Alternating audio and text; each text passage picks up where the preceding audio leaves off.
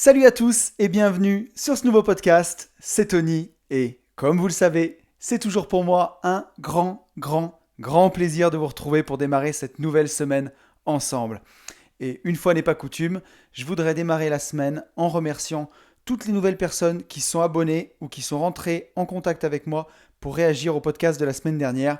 Donc un grand merci à Yann, à Xavier, Quentin, Fabienne, Mehdi, Jean-Philippe, Dave, Marcel, Anaïs, Gaëtan, Jérôme, Thibaut, Jérôme encore, Greg, Sébastien, Thomas, Elénie et Hugo. Voilà, un grand merci à vous. Vous faites vivre le podcast. Ça me fait toujours plaisir de lire vos commentaires, de lire vos réactions. C'est vraiment super sympa. Je voudrais aussi remercier 3 personnes qui m'ont mis un commentaire sur l'application Apple Podcast. Il y a Romain, Duc63 et Rider63. Décidément, je crois que ça m'écoute beaucoup dans le Puy-de-Dôme. Donc merci beaucoup à vous. Merci aussi aux gens qui m'ont mis une note 5 étoiles sur Apple Podcast. C'est vraiment ce qui m'aide le plus à faire connaître ce petit podcast. Alors comme vous le savez, si vous voulez passer directement au sujet du jour, vous pouvez avancer vers entre 7 et 9 minutes de podcast. Je voudrais pour l'instant qu'on revienne un petit peu sur le podcast de la semaine dernière, qui était donc non pas sur la peur de l'échec, mais sur la peur de la réussite, et avec la lecture de 2 de vos commentaires. Alors tout d'abord, j'aurais commencé par le commentaire de Marcel, qui m'a écrit. Est-ce que tu penses que la peur de la réussite, c'est des vestiges de l'enfance, d'une éducation de nos parents qui était à l'ancienne ? J'ai un petit garçon de 16 mois, je suis en pleine réflexion sur l'éducation que je vais lui apporter, et surtout pour cultiver son mindset. Alors moi, en réponse à Marcel, c'est ce que je lui ai répondu, et c'est ce que je voudrais dire un peu à tout le monde, c'est que pour moi, aller chercher la cause dans l'enfance ou dans l'éducation, bon, on peut le savoir, on s'en doute souvent, mais je ne crois pas que ce soit vraiment le plus utile en fait.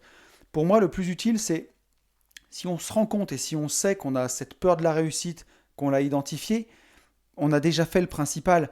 Pas besoin de savoir d'où ça vient, d'où c'est ça à la limite si on veut se faire plaisir ou si on veut aller chercher, faire une psychothérapie ou aller en profondeur pour voir d'où ça vient.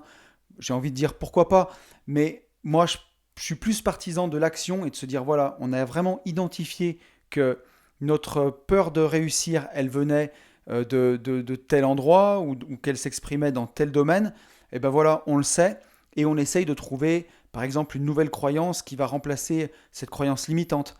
Et ensuite, on se la répète comme un mantra, on avance sur ce chemin-là et on trouve une solution. Et rien qu'en ayant identifié un peu cette croyance qu'on a, ça permet aussi d'en avoir conscience et à ce moment-là, on va pas la transmettre. Mais de toute façon, vous savez, on a beau raconter ce qu'on veut aux enfants, ils nous prennent comme exemple. La bouche, elle peut dire quelque chose. L'enfant, il va reproduire ce qu'il voit. Donc, si il faut se comporter de la façon dont on a envie d'être, et nos enfants, ils prendront exemple sur nous. Je pense que c'est vraiment la meilleure chose à faire. On va prendre un exemple comme ça, mais si on a un comportement dépensier avec l'argent, on a beau expliquer à nos enfants que dans la vie, il faut être économe, ils vont prendre pour modèle ce qu'ils voient. Donc si on a envie de leur confier le fait d'avoir une utilisation responsable de l'argent, par exemple, il faut être responsable avec l'argent et ils verront en tout cas ce mode de fonctionnement et c'est ce qu'ils sont le plus aptes à reproduire en fait. Voilà, donc je pense qu'aller chercher les causes, c'est pas forcément utile, mais quand on a identifié vraiment notre croyance limitante, en prendre conscience, essayer de changer, et c'est le changement en fait, incarner le changement qui sera la meilleure leçon, je pense, pour les enfants. Ça, c'était ma petite réflexion.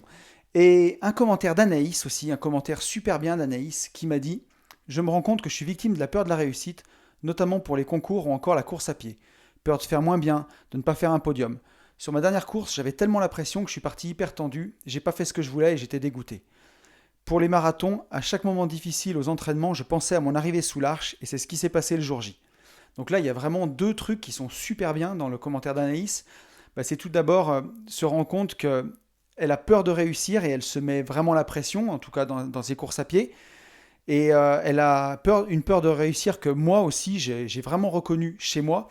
C'est de se dire qu'en réussissant quelque chose, on va établir un nouveau record et qu'ensuite on a la pression de faire moins bien. Je le vois par exemple sur ce podcast. On va dire le podcast avec Carolin a cartonné parce que Carolin a une super aura et est super connue. Donc ça m'a amené beaucoup de monde et les podcasts qui suivent, fatalement, sont moins écoutés. Et je sais que ça peut mettre une pression, ça a pu me mettre une pression, alors je suis passé au-dessus de ça, mais de se dire, voilà, je vais faire un épisode qui va être vachement écouté. Pour les prochains, comment je vais gérer, puisqu'ils vont faire fatalement beaucoup moins d'écoute, et c'est une évidence même. Mais du coup, faut avoir. Quand on a une motivation intrinsèque, par exemple avec ce podcast, ma motivation, c'est transmettre un message et puis aider des gens, voire vraiment essayer de transmettre à un moment toute une démarche de développement personnel que j'ai fait et qui m'a beaucoup aidé. Je me dis, si le Anthony d'il y a 5 ans, il avait besoin de quelque chose, j'aurais bien aimé qu'il ait ce podcast et je pense que ça lui aurait amené plein de réflexions et plein de choses pour l'aider dans son changement. Donc c'est vraiment ce que j'essaye de faire. Et du coup, voilà, je ne me mets pas cet objectif de réussir et tout ça. Je remets le plaisir au centre du truc. Et je pense que, il n'y a pas de solution miracle, mais je dirais que remettre déjà le plaisir au centre, c'est déjà la base. Mais c'est sûr que voilà, on peut se dire qu'on va établir un nouveau record, et on va repousser les limites et ça met la pression.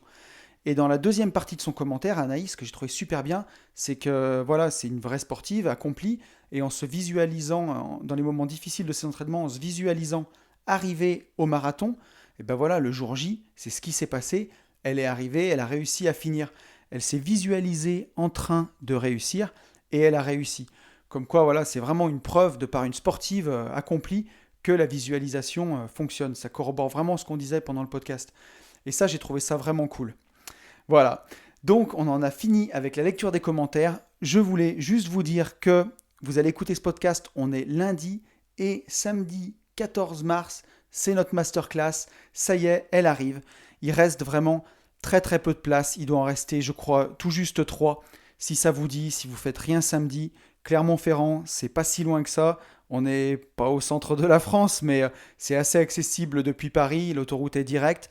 Si jamais ça vous dit, n'hésitez pas à me contacter.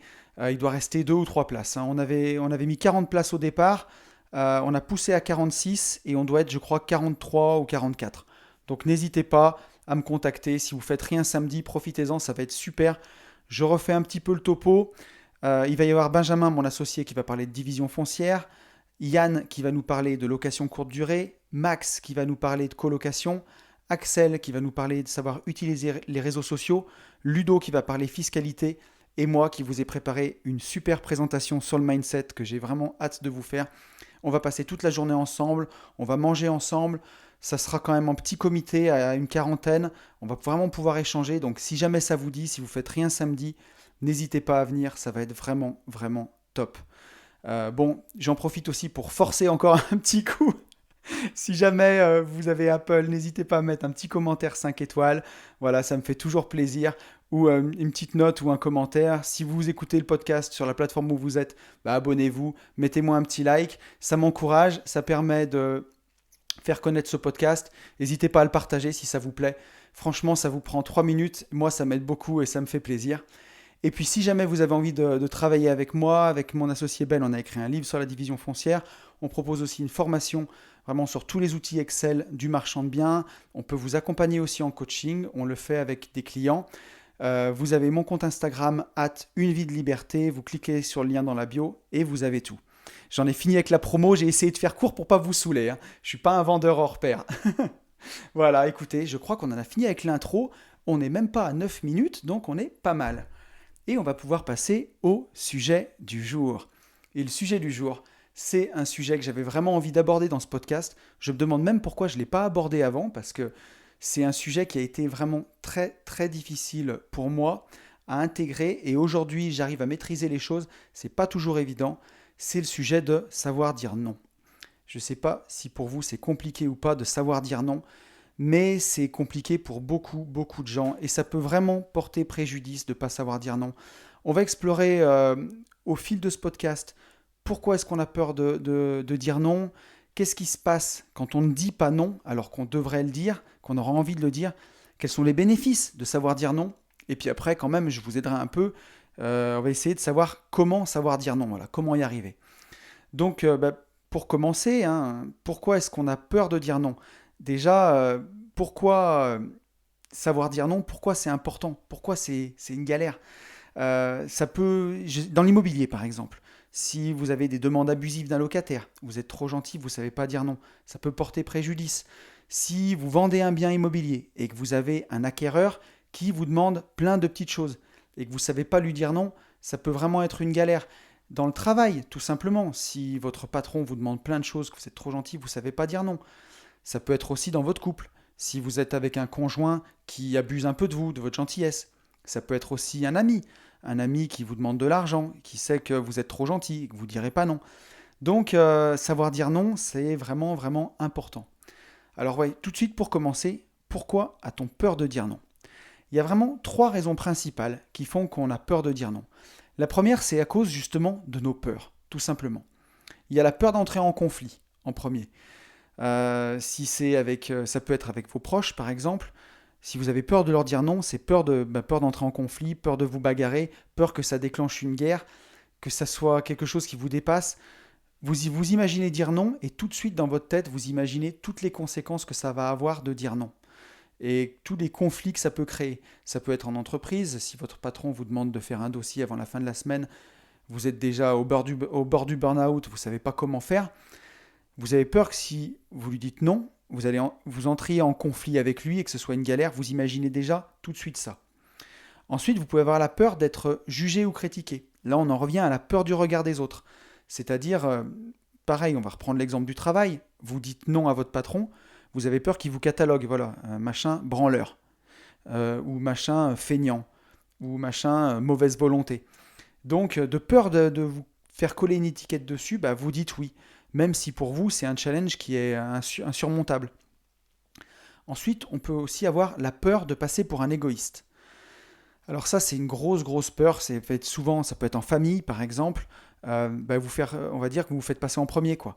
Tout le monde veut faire une sortie. Vous avez du travail, par exemple, vous ne pouvez pas y aller.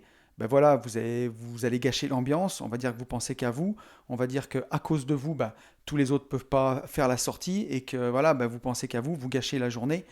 Donc vous avez peur de passer pour un égoïste. Ben voilà, vous allez négliger votre travail ou vous allez devoir le reporter, le faire pendant la nuit, vous couchez à je sais pas quelle heure, mais vous dites pas non pour pas gâcher l'ambiance, pour pas passer pour un égoïste.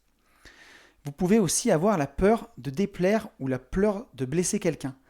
Alors ça, c'est souvent aussi quand il y a un lien affectif, vous dites pas non parce que vous voulez pas déplaire à la personne. Si ça peut être par exemple, on va prendre l'exemple un ami qui vous demande de l'accompagner quelque part à une sortie, vous n'avez pas envie d'y aller, mais vous allez lui dire oui quand même parce que vous n'avez pas envie de déplaire à votre ami. Vous ne voulez pas le blesser par exemple, sinon. Donc ça, c'est vraiment aussi compliqué, hein. Et quand il y a un lien affectif, c'est encore pire. Il y a aussi la peur de devoir se justifier ou s'excuser. Par exemple, vous avez quelque chose de très important à faire, mais c'est personnel, vous n'avez pas à le dévoiler.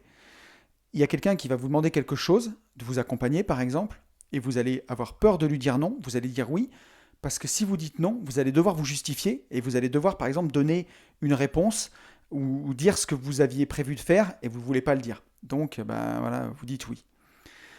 On peut aussi avoir la peur de culpabiliser.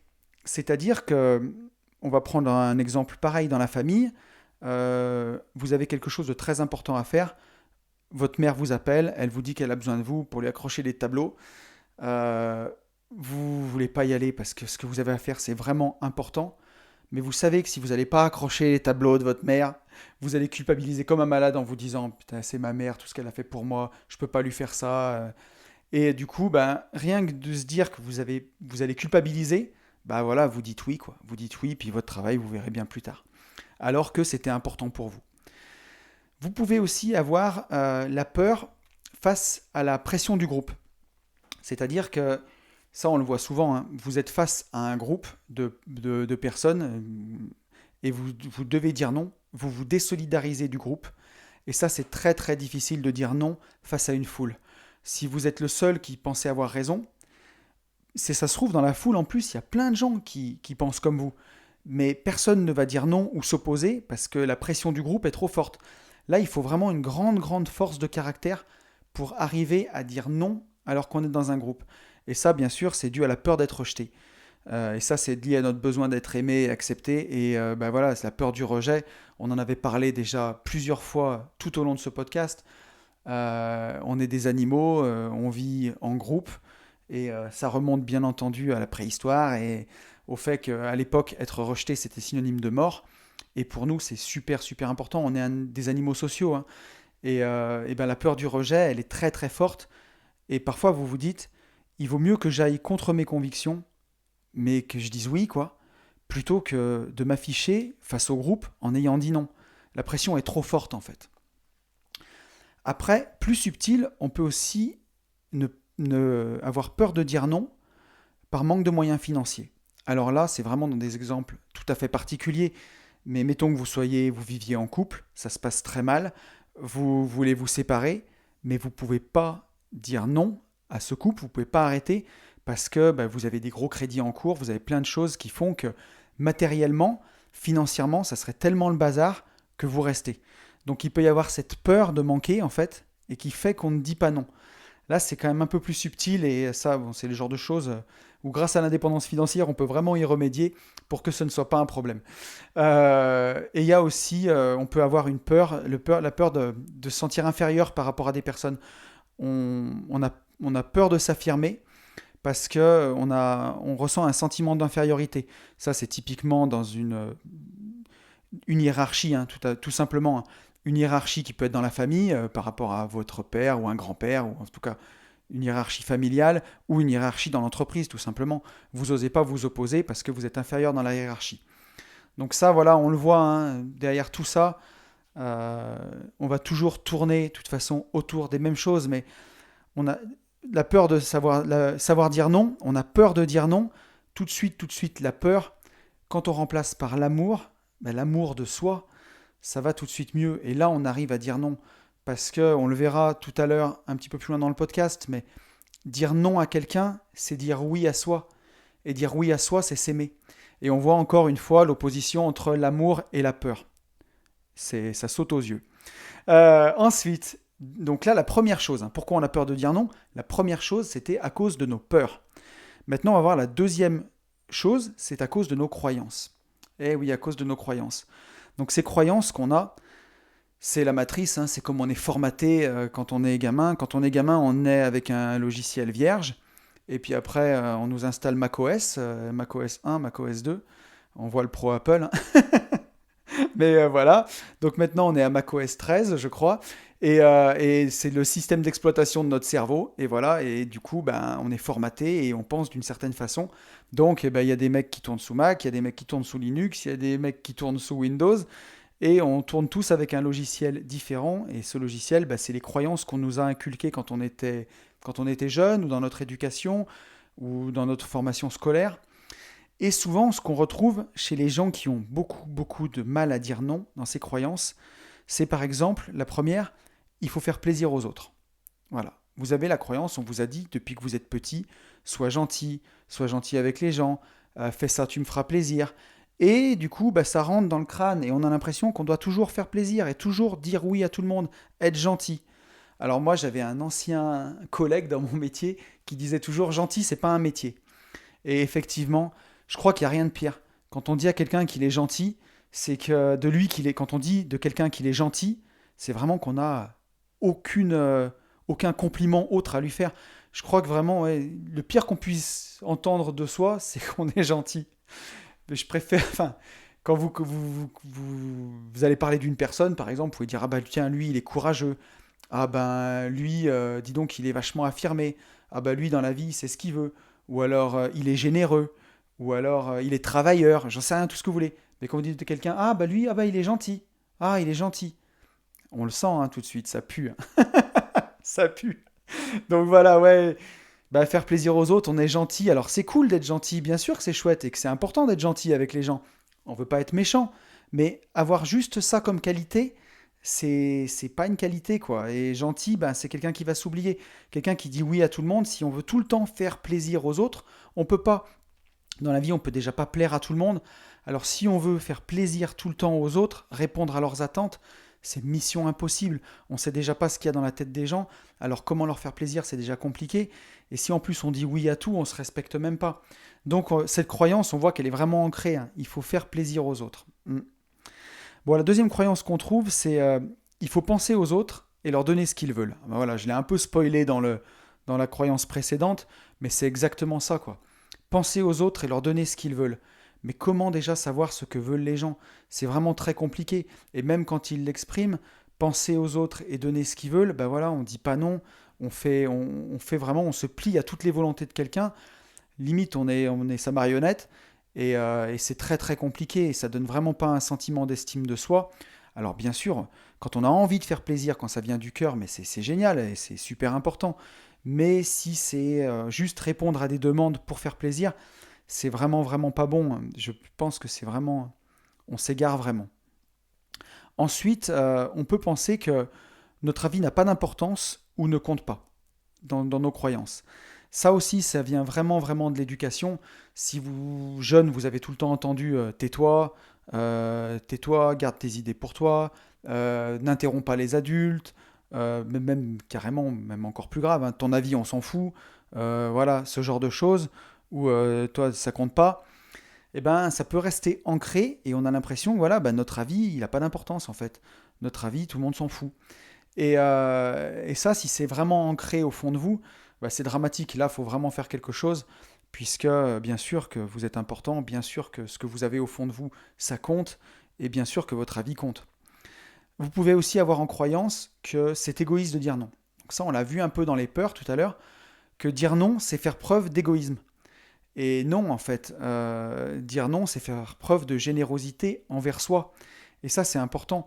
On peut faire plaisir aux autres, on peut avoir envie de faire plaisir, mais si on fait plaisir en ne pensant pas à soi, en s'oubliant, alors on s'égare vraiment. C'est pas du tout égoïste de dire non. C'est au contraire, dire oui à tout, c'est vraiment faire preuve d'égoïsme, mais envers soi-même, c'est-à-dire ne pas se considérer du tout. Et puis en dernière croyance identifiée, on peut aussi avoir que c'est impoli de dire non. Voilà, que dire non, c'est mal poli.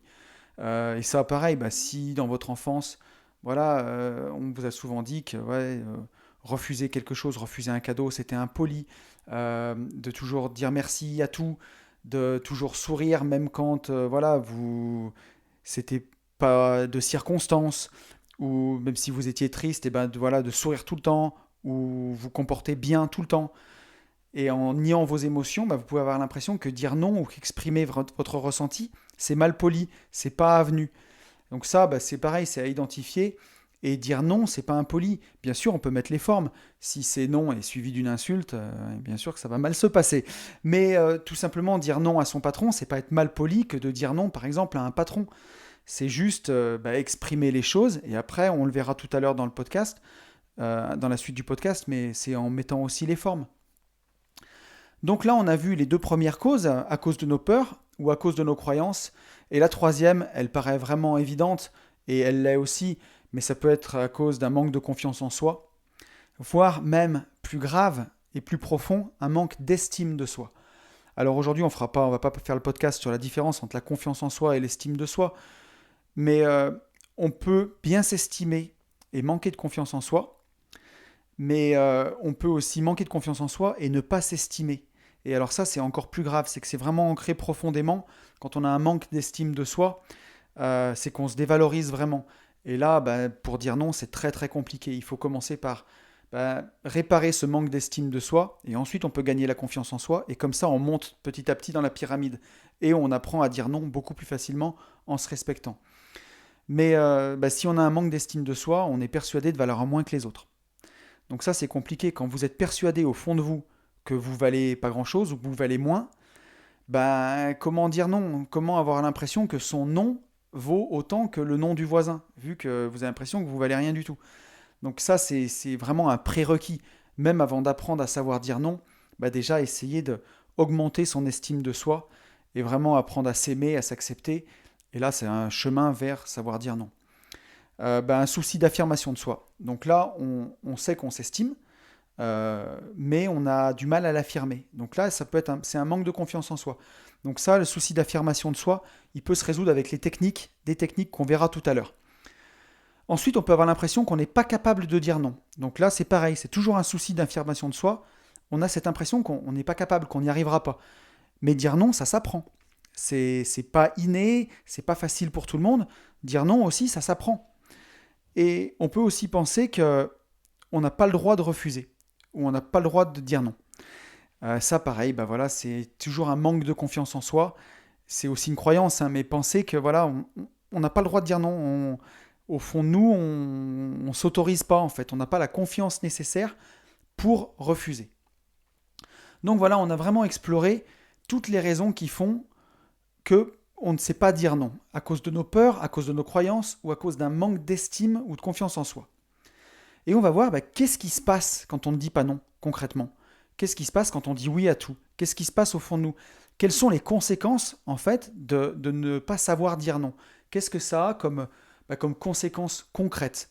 Est-ce que c'est vraiment grave ou est-ce que c'est pas grave de ne pas savoir dire non? On va voir que c'est beaucoup plus grave qu'on peut le penser.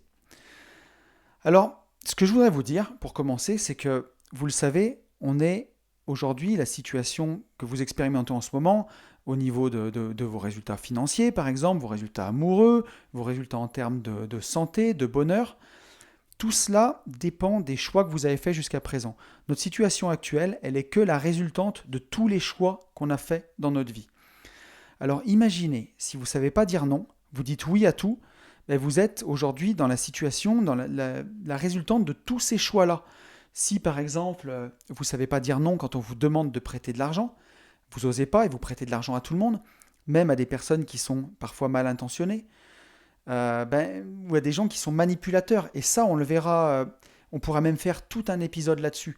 Parce qu'aujourd'hui, on va apprendre à dire non vraiment à des gens au commun des mortels. Mais dire non à un manipulateur, c'est encore pire. Donc ça, on le verra. Il y a des gens qui peuvent être manipulateurs, qui savent que vous ne savez pas dire non, et qui vont profiter pour vous demander de l'argent, par exemple. Et ça peut être vraiment dramatique. Donc si aujourd'hui, vous avez prêté beaucoup d'argent à des gens qui ne vous le rendent pas, la seule personne que vous pouvez blâmer, c'est pas les gens qui vous ont demandé de l'argent, c'est vous-même. Vous êtes la résultante de tous vos choix, tous les choix que vous avez faits jusqu'à présent. Donc, en apprenant à dire non, on va vraiment se préserver. Et on va aller vers, vous le savez, hein, j'ai fait tout un podcast sur le pourquoi et à quel point définir son pourquoi dans la vie, c'était super important. Le pourquoi, c'est notre boussole, c'est vraiment ce qui va nous guider vers là où on veut aller. Donc, on le verra encore un peu dans la fin du podcast, mais si vous voulez aller à un endroit, vous devez apprendre à dire non. Sinon, vous irez pas là où vous voulez aller. Donc on est la somme de nos choix. Alors imaginez, si vous ne savez pas dire non, vous n'expérimenterez pas la vie que vous voulez expérimenter. Ensuite, si on ne dit pas non, on peut faire appel à vous, dans le travail par exemple, pas parce que vous êtes compétent, mais juste parce que vous dites tout le temps oui. Mettons que voilà, il y a un dossier à boucler absolument pour la fin de la semaine. On pourrait demander à Michel qui est super doué, mais Michel il est super doué mais aussi super sérieux et il part tous les soirs à 6 heures et il dira non. Alors on va demander à Jean-François qui est peut-être pas super bon mais Jean-François il dit tout le temps oui. Et s'il faut partir du bureau à 8 heures du soir, il part du bureau à 8 heures du soir. Et voilà, alors on s'est tombé sur Jean-François. Si tu t'appelles Jean-François, je suis désolé. Ça ne veut pas dire que tu sais pas dire non. Mais voilà, et donc on va, si vous dites tout le temps oui, c'est pas un gage de compétence au final, c'est pas génial, hein. Vous allez croire que vous vous faites aimer, mais en fait, simplement, les gens vont parfois vous demander des choses juste parce que vous dites pas non. Et quelque part, presque un peu abuser de vous, de votre gentillesse, de votre temps. Donc ça, c'est vraiment pas ce qu'on veut, quoi. Nous, on veut être respecté pour nos compétences, pour ce qu'on peut fournir aux gens, pas juste parce qu'on est gentil. C'est, voilà, comme on le disait tout à l'heure, gentil, c'est pas un métier. Gentil, ça pue quand on dit que vous êtes gentil, c'est qu'on n'a rien d'autre à dire de vous, quoi. Donc voilà. En plus, alors, prochaine chose qui se passe quand on ne dit pas non, c'est que ne pas savoir dire non, ça peut conduire au burn-out dans le travail. Alors, il me semble que le mec qui parle au micro a fait déjà 2 burn-out, si je ne m'abuse. Donc peut-être que je ne savais pas non plus dire non à une époque dans mon travail, à la charge de travail, et que je m'en rajoutais par-dessus la tête. Donc ça peut conduire au burn-out, j'en sais quelque chose. Et je sais qu'il y a des gens qui m'écoutent qui ont aussi fait des burn-out. Donc dans le monde du travail, ne pas savoir dire non, ne pas savoir déléguer, ne pas savoir aussi se reposer sur les autres, ou tout simplement tirer la sonnette d'alarme en disant, voilà, je peux plus y arriver, faut m'aider. On a l'impression que c'est un aveu de faiblesse, hein. On le voit, hein, c'est toujours voilà, le jugement du groupe, qu'on nous mette l'étiquette loser, quoi. Voilà, le mec il lâche, clac. Il n'est pas capable d'aller jusqu'au bout, il lâche. de nous mettre cette étiquette, et ben du coup on va bourriner, bourriner, bourriner, bourriner, et ne pas dire non à la charge de travail. Donc ça peut conduire au burn-out. Donc ça a quand même des conséquences qui sont vraiment, vraiment graves si on ne sait pas dire non. Si on ne dit pas non, on peut ressentir de la culpabilité ou du remords. Et ça, on l'a vu, hein, on peut ressentir, si on dit oui, de la culpabilité envers les autres, mais surtout là, envers soi-même. On peut se sentir coupable de ne pas se respecter. Et ça, c'est vraiment encore pire que de se sentir coupable de dire non à quelqu'un. Se sentir coupable de ne pas se respecter. De s'être dit, bah voilà, je sais que j'ai ça à faire, je sais qu'il faut que je m'occupe de ça, mais voilà, je dis oui à tout le monde et je ne me respecte pas. Et là, on diminue son estime de soi, on se rabaisse. Et je veux dire, il faut déjà pas laisser les autres vous rabaisser. Alors imaginez-vous si vous vous rabaissez vous-même. C'est dramatique. Vous devez être votre propre meilleur ami, votre propre meilleur pote. Vous devez faire super attention à vous. Vous êtes précieux. Donc si vous ne vous respectez pas, qui est-ce qui va vous respecter? Donc savoir dire non, voilà, vous ne devez pas ressentir de la culpabilité envers vous-même. C'est vraiment des sentiments qui ne sont pas expérimentés envers soi, je pense. Et voilà, donc ouais, comme j'ai dit tout à l'heure, bah, passez pour le gentil, quoi. Le gentil, et puis les gens abusent de vous. Voilà ce qui peut se passer quand vous dites pas non. Alors on a vu tous les inconvénients de dire oui à tout le monde et de ne pas savoir dire non, mais quels sont les bénéfices de dire non? Voilà, les bénéfices concrets qu'on va avoir pour soi. Alors, il y en a plusieurs, il y en a vraiment plusieurs. Bah, c'est déjà se privilégier soi-même. Dire non aux autres, c'est dire oui à soi, tout simplement. Et ça, c'est super beau. Vous vous dites oui à vous, vous dites oui à votre pourquoi, vous dites oui à vos rêves, vous dites oui à vos objectifs, vous dites oui à la vie. C'est beau quand même. J'aurais presque pu mettre I believe I can fly. N'importe quoi. Non, vous vous dites oui à vous. Et c'est super important. Vous avez des objectifs. Si vous faites. Si vous écoutez ce podcast, c'est sûrement qu'en fin d'année, vous écrivez vos objectifs parce que vous voulez les réaliser. Donc, vous avez sûrement votre fiche d'objectifs accrochée dans votre agenda ou dans votre bureau ou dans les notes de vos téléphones. Vous la relisez régulièrement. Ces objectifs, si vous les avez écrits, c'est qu'ils sont importants pour vous. C'est que vous voulez les réaliser. Donc, dire oui à tout le monde, c'est dire non à cette liste d'objectifs. Donc, ne laissez pas bouffer tout votre temps. Apprenez à dire non. On va le voir ensemble. Et là, vous direz vraiment oui à vos objectifs et oui à ce que vous voulez faire. Et c'est ça qui est magique, c'est beau. Ensuite, oser dire non, ça va renforcer justement votre confiance en vous et votre estime de vous. Ça va vraiment la réparer. On est fier quand on a dit non à quelque chose qu'on ne voulait pas faire et pour lequel on sentait qu'on allait se mettre en difficulté. On peut reprendre l'exemple du pote qui vous demande de l'argent. Vous savez que c'est pas bien ce qu'il vous demande parce que vous savez qu'il lui sait que vous êtes gentil, que vous direz pas non et il va venir, il va vous demander de l'argent. Et là, quand vous arrivez dans le respect à lui dire non, une fois que vous l'avez fait, vous vous sentez vraiment galvanisé. Vous dites ça y est, j'ai réussi, j'ai dit non, j'ai arrêté, j'ai dit stop. Euh, on l'a tous senti ça. Je pense que vous avez eu des relations amoureuses à une époque, peut-être où vous étiez avec quelqu'un avec qui ça se passait mal. Et quand vous dites stop, que vous arrêtez cette relation, après, vous vous sentez super bien derrière. C'est dur de dire non, de dire stop, mais une fois que c'est fait, on se sent libéré, on se sent libre, on se sent bien, et on est content d'avoir dit oui à soi quand on avait le sentiment de s'égarer. Donc ça, c'est super important, et ça va vraiment renforcer votre confiance en vous et votre estime de vous.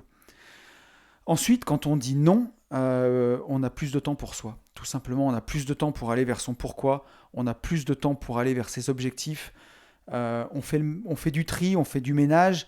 Ça va aussi, s'il y a des gens qui prennent mal votre nom alors que votre nom est légitime, ça va vous permettre de faire du tri. Ça peut être dans des relations de travail, ça peut être dans vos amis, ça peut être même dans votre famille. Mais dire non, ça permet de faire un peu de tri et on a plus de temps pour soi, plus de temps pour ce qui est vraiment important pour vous. Donc voilà, ce que je voudrais vraiment qu'on retienne de cet exemple, c'est vraiment ça, c'est que dire non aux autres, aux demandes abusives des autres, c'est vraiment dire oui à soi, dire oui à son pourquoi et dire oui à sa propre vie et ses objectifs. Et c'est quelque part aussi dire oui aux autres parce que vous allez leur offrir la meilleure version de vous-même. Et quand vous direz oui à quelqu'un, alors ce sera un vrai oui. Ce ne sera pas un oui forcé. Ce sera un oui et la personne qui profitera de vous à ce moment-là, de votre présence, elle profitera de l'entièreté de votre personne. Et ça, c'est vraiment un beau cadeau à faire aux autres. Voilà. Et donc, on arrive sur la dernière partie de ce podcast, c'est comment savoir dire non. Comment faire? Parce que c'est bien beau, vous allez me dire, Tony, là, tu nous as dit pourquoi on avait peur de dire non, qu'est-ce qui se passe quand on dit pas non, qu'est-ce que sont les bénéfices de dire non, mais comment on fait concrètement pour dire non?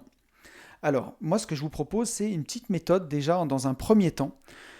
Toujours avec, vous allez voir, il y a la méditation qui va revenir, hein, on n'y coupe pas. À chaque podcast, on parle un peu de méditation. Donc la première chose pour apprendre à dire non, je pense, et c'est ce qui a marché en tout cas pour moi, c'est déjà de réfléchir avant d'être au pied du mur.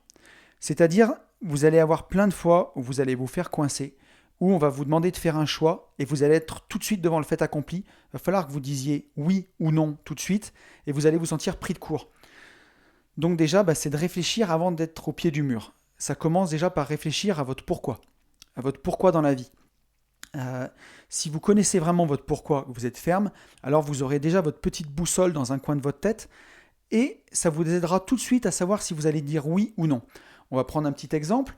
Euh, vous avez un projet dans le travail, par exemple, où vous savez que ça va vous prendre énormément de temps. Allez, on prend un projet immobilier. Un pote vous appelle, vous dit écoute, j'ai un super projet immobilier dans cette ville. C'est un immeuble de rapport. Il est un peu gros. Il a 13 lots. Il est à 15% de renta. Il est dans telle ville. Je vais mettre de la moitié de l'argent sur la table. Tu mets l'autre moitié. C'est super rentable. Par contre, j'aurai pas trop le temps de m'en occuper. Il faudra que tu t'en occupes. Donc là, vous êtes tiraillé entre le fait de vous dire c'est super, je vais faire une opération, elle va être plus qu'auto-financée, elle va faire un méga cash flow positif. Mon pote, il met la moitié de l'argent, donc on arrivera bien à lever le crédit. Mais par contre, ça va me prendre tout mon temps parce qu'il me dit ouvertement qu'il ne peut pas s'en occuper. Et là, vous vous dites, bon, est-ce que j'ai vraiment besoin d'ajouter ce bien à mon patrimoine? Et au fond de vous, vous avez la réponse. Vous vous dites, je peux pas quoi. Je peux pas me rajouter cette charge de travail. Je vais me rajouter la charge de travail de 13 appartes, mais je vais profiter de 6 appartes et demi. Même si on emprunte, je peux pas. Et donc là, vous avez peur de perdre son amitié, vous avez peur de perdre sa crédibilité, vous avez peur de vous dire, si jamais je lui dis non pour ce projet, il m'en représentera aucun. Et c'est vraiment au fond de vous, si vous connaissez votre pourquoi, vous savez qu'au fond de vous, vous privilégiez dans ce moment-là de votre vie votre temps à de l'argent en plus, alors vous savez que vous allez lui dire non. Si par contre vous en êtes au moment de votre pourquoi dans l'accumulation de votre patrimoine et qu'en ce moment, peu importe le temps que vous y passez, ça y est, il faut monter du patrimoine, là, il faut du crédit, il faut cumuler, vous allez pouvoir lui dire oui, parce que ça correspond à votre attente du moment. Donc déjà de définir votre pourquoi, de savoir vraiment où vous en êtes dans votre quête d'indépendance financière, dans cet exemple-là, hein, ici on parle d'indépendance financière dans cet exemple, ça va déjà vous permettre de savoir si vous allez plus pouvoir dire oui ou non. Donc voilà, donc comme on dit, hein, la bataille elle se prépare dans les plans, la victoire se prépare dans les plans, et la bataille elle se prépare par temps de paix, quoi. On ne change pas un plan en pleine bataille. Le plan on le fait au calme, et ensuite quand il faut dire oui ou non, on est armé parce qu'on sait où on va. Ensuite, un truc important, c'est apprendre à ne pas se laisser influencer. Parce que voilà, si vous voulez dire non et que l'autre vous sort des arguments et que vous êtes une personne facilement influençable, vous allez dire oui, quoi. Alors que vous voulez dire non. Vous vous laissez influencer, vous êtes trop influençable. Donc comment faire pour être moins influençable? La première chose que je pense, c'est, j'en parle souvent, mais diète d'information. La télé, les infos, la télé, vous la brûlez, votre télé, vous l'achetez. Il n'y a pas besoin de télé, c'est que du bullshit la télé. Que ce soit BFM, TF1, toutes ces conneries. Vous laissez tomber la télé, il faut faire une croix dessus. Les investisseurs, ils ont des livres, ils n'ont pas de télé. Non, mais je suis radical, mais c'est vraiment ce que je pense. C'est une perte de temps. Regarder la télé, c'est une perte de temps. Alors après, je ne vous dis pas de regarder un bon film ou une bonne série sur Netflix dans un temps que vous aviez à partie. Hein. On ne les enchaîne pas sur Netflix. On se dit on regarde un ou deux épisodes, voilà. Ou si vous avez un temps pour ça, c'est bon. Mais au moins, quand vous regardez un film sur Netflix ou vous prenez un film en VOD ou n'importe où, vous choisissez ce que vous allez regarder, vous vous faites un temps pour mater un film, et c'est cool. Mais se poser devant la télé avec la zapette sans savoir ce qu'on va mater, ça c'est le chemin tout droit pour perdre votre temps. Et en plus, si vous faites ça, donc vous allez bouffer de la pub, vous allez bouffer du journal TV, vous allez bouffer de l'information en continu, et tout ça, ça vous lave le cerveau en permanence et ça vous rend influençable. Croyez-moi, donc diète d'information, on brûle sa télé, on la jette, il n'y en a pas besoin. Laissez tomber moi ça. Et vous pouvez remplacer ça donc par de la lecture, bien sûr, qui va développer votre esprit critique. Lire, ça va vraiment vous aider à développer votre esprit critique et à plus savoir dire non. Et aussi par la méditation. La méditation, ça va vous permettre, bien entendu, de faire le vide au fond de vous, de vous connecter avec votre moi profond, avec la personne que vous êtes vraiment au fond de vous. Ça va vous guider vers votre pourquoi et ça va renforcer votre estime de vous, votre confiance en vous et justement votre boussole intérieure et par conséquent votre capacité à dire non. Donc voilà, donc ça c'est vraiment, on a vu la partie quand on est à la maison, tranquille, quand on est dans les plans. Maintenant on va voir la partie en pleine bataille, quand on vous demande quelque chose, et vous devez dire oui ou non. Et vous voulez dire non à ce qu'on vous propose. Donc déjà, la première chose, c'est qu'il faut se tenir à son refus. Il faut absolument, absolument se tenir à son refus. Ça c'est le plus important. C'est quand vous devez dire non, tenez-vous à votre refus. Donc vous exprimez clairement votre non. Voilà, tout simplement, non, je ne peux pas, non, je ne suis pas d'accord. Voilà, avec calme, hein. Mais quand quelqu'un vous demande quelque chose, vous dites, ben non, je suis navré, ça sera non. Donc ça, c'est la première façon de l'exprimer. Si la personne continue, vous pouvez exprimer votre ressenti et vous mettre à la place de l'autre, en fait. Donc là, vous allez lui dire, je comprends vraiment comment tu te sens et je comprends que mon refus t'ennuie. Je me mets à ta place et je comprends ce que ça doit faire, mais ma réponse est non. Voilà, vous faites vraiment preuve d'empathie. Ça, c'est super important et ça va vraiment vous aider à faire entendre votre non, faire preuve d'empathie. Mettons, si votre patron vous demande de rendre un dossier pour ce soir et que vous ne pouvez pas, vous pouvez lui dire, voilà, je me mets à votre place et je me rends compte à quel point ça doit être problématique pour vous, puisqu'il faut absolument solutionner ce dossier avant ce soir. Et je comprends que vous soyez ennuyé, mais malheureusement, je dois partir et je ne pourrai pas faire ce dossier. Et ça, en utilisant la technique de l'empathie, en vous mettant à la place de votre interlocuteur, ça va vraiment, vraiment vous aider à vous faire comprendre. Ensuite, si votre interlocuteur insiste, on peut utiliser la technique du disque rayé en fait. Voilà. Disque rayé, vous savez, quand vous avez un disque sur la platine, un disque vinyle qui est rayé, ça répète toujours la même chose. C'est vraiment répéter comme un perroquet, quoi. Si vous avez la personne en face de vous qui vous dit, qui vous respecte pas en fait, qui continue à vous dire oui, non mais moi tu comprends pas, si votre patron vous dit vous ne comprenez pas, ce dossier il faut absolument me le rendre, vous répétez toujours la même phrase. Je sais, je me mets à votre place, je me rends compte à quel point c'est difficile pour vous, mais malheureusement, je me vois dans l'obligation de réitérer mon refus et je vous dis non. Et vous continuez, vous continuez, vous continuez. Comme ça. Alors bon, avec votre patron, vous ne pourrez pas continuer à l'infini, justement. Si la personne insiste encore, là, c'est carrément qu'elle ne vous respecte pas, en fait. Donc là, il faut vraiment couper court, en fait. Vous coupez court à la discussion. Vous dites, écoutez, je suis désolé, mais je vais m'en aller. Et vous partez. Voilà. Et comme ça, vous coupez. Vous avez exprimé votre refus de façon très polie, en utilisant de l'empathie, en vous mettant à la place de la personne. Je me mets à votre place et je comprends à quel point c'est difficile pour vous, mais non. Et si la personne insiste, insiste, insiste, vous utilisez un peu le disque rayé, vous répétez la même phrase, mais non, point ferme. Et si la personne insiste encore une fois de plus, 3 fois, là, c'est qu'elle ne vous respecte pas et vous lui dites simplement, écoutez, je vous ai dit non, je m'en vais. Et vous partez. N'oubliez pas, vous n'êtes pas obligé du tout de vous justifier. Un non ne doit pas être justifié. Vous n'êtes pas obligé de vous justifier. Il n'y a personne qui vous force à vous justifier. Il y a une phrase que j'aime bien, c'est « qui se justifie se crucifie ». Et c'est tellement ça, parce que si vous vous justifiez, si vraiment vous rentrez dans les justifications à dire eh oui, parce que vous comprenez, ce soir, je ne peux pas faire ce dossier parce que je dois rentrer chez moi, parce que j'ai ma fille, il faut lui faire ses devoirs », vous allez donner des arguments que l'autre pourra utiliser contre vous et pour vous faire craquer. Et plus vous allez essayer de vous justifier, plus vous allez vous noyer, diluer en fait votre non, qui au départ était ferme, et plus vous allez en fait donner le bâton pour vous faire battre. Voilà, donc concrètement, si on récapitule, la première étape, ça va être vraiment de dire non d'emblée. Vous dites simplement un non franc et ferme, et franchement, dans la plupart des cas, normalement, votre interlocuteur, votre patron, dans notre exemple, il va respecter votre refus. Donc si jamais il insiste, vous pouvez faire la méthode du disque rayé, Donc je vous répète, ma réponse est non, je suis désolé, mais c'est non. Ensuite, comme on a vu tout à l'heure, manifester de l'empathie, dire si vous voulez faire passer votre refus plus doux, comme on a vu tout à l'heure, dire je me mets à votre place, je comprends, je suis vraiment navré, je sais que ça va vous mettre en difficulté, mais ma réponse est non. Ensuite, ça ce qu'on n'a pas vu mais qui est super important, c'est que vous pouvez aussi exprimer vos émotions négatives et retranscrire en fait le malaise que vous ressentez sur ce que vous demande de faire la personne. Et ça, c'est aussi vraiment très très puissant.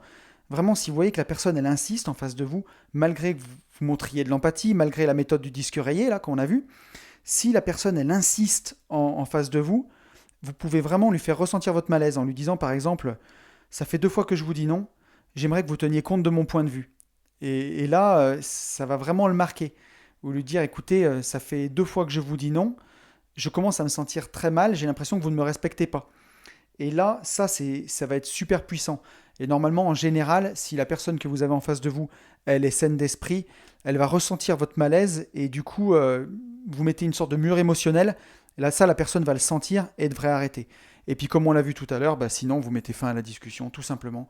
Vous dites, voilà, ça fait 3 fois que je vous dis non, c'est non, je m'en vais. Et vous partez. Comme ça, vous n'avez pas à vous justifier. Et ça va vraiment, vraiment vous aider. Donc voilà, ça c'est toute la technique pour vraiment technique vraiment pratique pour dire non quoi. Vous êtes ferme, vous tenez compte, vous utilisez de l'empathie pour faire comme si vous compreniez l'autre, ça va aider. Après, vous exprimez votre ressenti, vous transmettez votre malaise en disant voilà, ça fait 2 fois, 3 fois que vous me dites que je vous dis non, vous ne m'écoutez pas, j'ai l'impression que vous ne me respectez pas, des choses comme ça. Et puis voilà, puis pensez bien à votre pourquoi et ça devrait vous aider. Donc voilà, écoutez, je crois qu'on arrive au bout de ce podcast. J'espère vraiment, sincèrement, que ça vous aura plu. Que si vous avez du mal à dire non, si pour vous c'est difficile de vous faire respecter, de dire non, ça vous aura permis d'identifier un peu à cause de quoi vous n'arrivez pas à dire non, si c'est des peurs, des croyances, si c'est un manque d'estime de vous, que vous aurez vraiment identifié tous les problèmes de ne pas savoir dire non et tous les bénéfices que ça peut avoir. Et puis que cette petite méthode, à la fin, elle pourra vraiment vous aider à savoir dire non. Moi, je sais que c'est une méthode qui m'a beaucoup, beaucoup aidé. J'ai découvert ça, je pense que c'était il y a déjà presque une dizaine d'années. Et c'est quelque chose qui m'a vraiment, vraiment aidé, notamment dans le travail, où j'avais du mal à dire non aux clients, par exemple. Je voulais toujours les satisfaire, je voulais faire le meilleur pour mes clients dans le boulot. Et j'ai certains clients qui le savaient, que j'étais non seulement compétent, mais surtout trop gentil et à vouloir trop, et qui n'hésitaient pas à demander toujours plus, plus, plus, sans payer, bien entendu. Et moi, je me mettais à chaque fois en quatre pour les satisfaire. Alors certes, les clients étaient contents, revenaient, mais j'aurais pu poser mes limites bien avant. Et j'espère que ce que vous avez compris de ce podcast, que vous avez retenu, c'est que vous êtes la seule personne qui peut dire non. Euh, vous pouvez pas, les gens ne peuvent pas deviner vos pensées. Les gens ne peuvent pas mettre les limites à votre place. Ils lisent pas dans votre esprit. Euh, Personne ne se rendra compte qu'il abuse si vous dites oui et vous faites les choses en dégoûté ou de manière forcée en vous disant je ne comprends pas, qu'il ne voit pas, que ça me gêne. Là, vous vous mettez le doigt dans l'œil et vous vous leurrez tellement. Les limites, c'est à vous de les mettre. Voilà, n'oubliez pas ça. Je pense que c'est vraiment, vraiment important de garder ça en tête, que voilà, c'est à nous de mettre les limites. S'il y a des choses qui pour vous sont importantes, des barrières qu'il ne faut pas transgresser, voilà, n'hésitez pas à dire stop, à dire non et à mettre ces limites-là. Écoutez, je crois qu'on a tout dit. Je crois qu'on est arrivé au bout de ce podcast. J'espère qu'il vous aura aidé. J'espère qu'il vous aura plu. En tout cas, moi, c'était vraiment un plaisir de le faire, un plaisir de passer ce moment avec vous. Écoutez, je vous souhaite une très bonne semaine. Je vous souhaite de vous voir à la masterclass pour ceux que je verrai samedi. Je vous souhaite le meilleur. Je vous souhaite d'avancer vers votre pourquoi. Je vous souhaite d'identifier quelles sont vos peurs de dire non. Je vous souhaite d'arriver à dire non, d'aller encore plus vers ce qui vous fait plaisir dans la vie. Et vous le savez, je vous souhaite par-dessus tout de vivre libre.